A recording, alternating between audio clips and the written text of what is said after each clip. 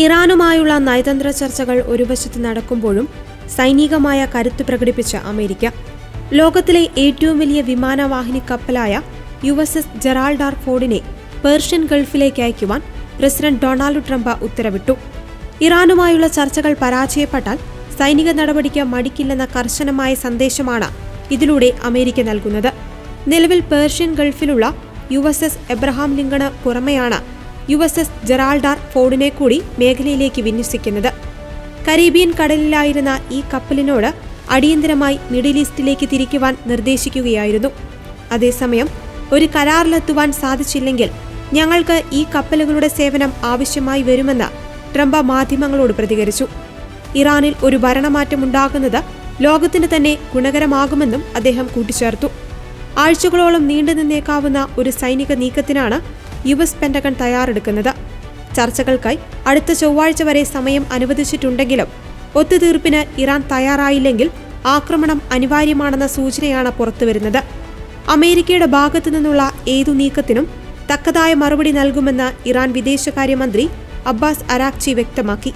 തങ്ങളുടെ മിസൈൽ പദ്ധതികളിൽ നിന്ന് ഒരടി പോലും പിന്നോട്ടില്ലെന്നും മേഖലയിലെ US സൈനിക കേന്ദ്രങ്ങൾ തങ്ങളുടെ ലക്ഷ്യമാണെന്നും ഇറാൻ മുന്നറിയിപ്പ് നൽകി. മിഡിൽ ഈസ്റ്റിൽ യുദ്ധസമാനമായ സാഹചര്യം നിലനിൽക്കെ ലോകം മുഴുവൻ ഉറ്റുനോക്കുന്നത് ഹോർമുസ് കടലിടുക്കിലേക്കാണ്. ലോകത്തിലെ ഏറ്റവും നിർണായകമായ എണ്ണക്കടത്ത് പാതയായ ഹോർമുസ് കടലിടുക്ക് ഉപരോധിക്കുമെന്ന് ഇറാൻ പലതവണ ഭീഷണി മുഴക്കിയിട്ടുണ്ട്. ഇത് സംഭവിച്ചാൽ ലോകം കടുത്ത സാമ്പത്തിക പ്രതിസന്ധിയിലേക്കും ഇന്ധനക്ഷാമത്തിലേക്കും തള്ളപ്പെടും. പേർഷ്യൻ ഗൾഫിനും ഒമാൻ ഉൾക്കടലിനും ഇടയിലുള്ള ഇടുങ്ങിയ ജലപാതയാണിത്. ഇതിന്റെ ഒരറ്റത്ത് ഇറാനും മറുവശത്ത് ഒമാനും യുണൈറ്റഡ് അറബ് എമിറേറ്റ്സും സ്ഥിതി ചെയ്യുന്നു. ഏറ്റവും കുറഞ്ഞ വീതി വെറും 33 കിലോമീറ്റർ മാത്രമാണെങ്കിലും ആഴക്കടൽ കപ്പൽ ചാലുകൾക്ക് 3 കിലോമീറ്റർ വീതി മാത്രമേയുള്ളൂ. ലോകത്ത് ഉൽപ്പാദിപ്പിക്കപ്പെടുന്ന പെട്രോളിയത്തിന്റെ ഏകദേശം 20 മുതൽ 30% വരെ ഈ കടലിടുക്കിലൂടെയാണ് കടന്നുപോകുന്നത്. പ്രതിദിനം ശരാശരി 20 ദശലക്ഷം ബാരൽ എണ്ണയാണ് ഇതുവഴി കയറ്റി അയക്കുന്നത്.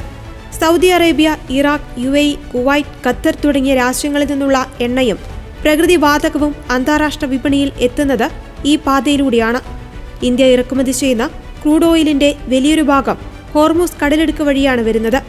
അതിനാൽ ഇവിടെയുണ്ടാകുന്ന ഏത് തടസ്സവും ഇന്ത്യയിലെ ഇന്ധനവിലയെ നേരിട്ട് ബാധിക്കും. ഹോർമുസ് കടലിടുക്ക് അടച്ചുപൂട്ടിയാൽ ആഗോള വിപണിയിൽ എണ്ണവില കുതിച്ചുയരും. ഇത് ലോകമെമ്പാടും വലിയ വിലക്കയറ്റത്തിന് കാരണമാകും.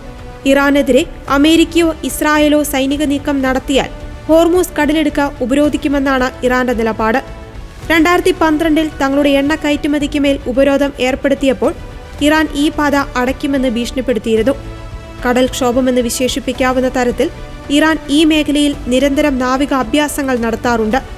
ഇതിനെ നേരിടാൻ അമേരിക്കയുടെ യുദ്ധക്കപ്പലുകളും ഈ മേഖലയിൽ സ്ഥിരമായി നിലയുറപ്പിക്കുന്നു. നിലവിലെ സാഹചര്യത്തിൽ പേർഷ്യൻ ഗൾഫിലേക്ക് അമേരിക്ക രണ്ടാമത്തെ യുദ്ധക്കപ്പലിനെ കൂടി അയച്ചതോടെ സംഘർഷം കൊടുമുടിയിലാണ്.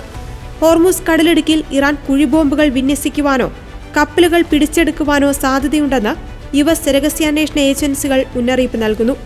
ഈ പാതയിലെ ഗതാഗതം തടസ്സപ്പെടുന്നത് ആഗോള സമ്പദ് വ്യവസ്ഥയെ തകർക്കുമെന്നതിനാൽ ലോകരാഷ്ട്രങ്ങൾ വലിയ ആശങ്കയിലാണ്.